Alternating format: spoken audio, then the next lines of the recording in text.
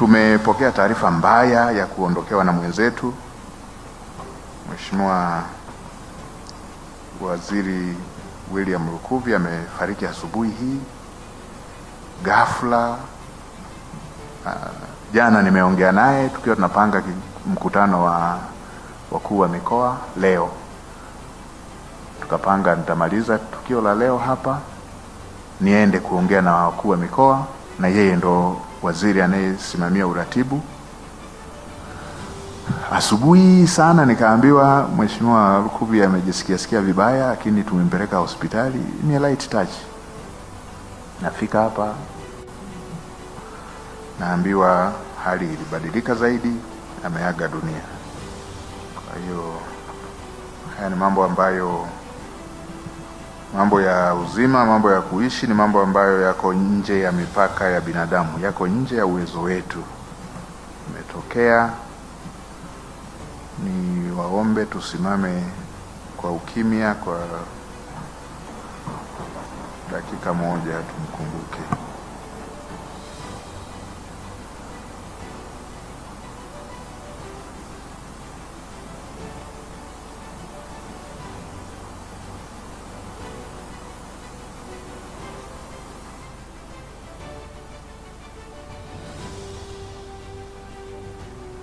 Mungu ailaze roho yake mahali pema. Tukae. Kwa hiyo poleni,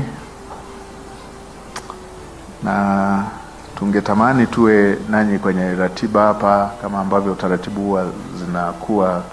Tunatamani kusikia mada moja wapo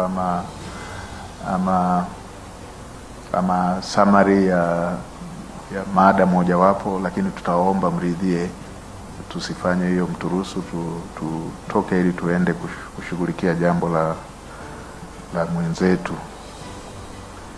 Imekuwa ya kushtukiza binafsi na niumiza sana, kwa sababu amekuwa waziri ndani ya ofisi ya waziri mkuu, na kama ninavyowaambia tulikuwa tuna ratibu naye kikao cha leo like that. Kwa hiyo poleni.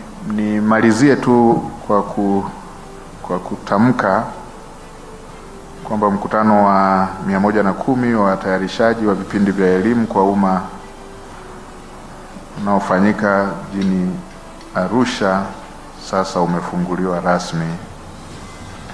Asanteni kwa kunisikiliza.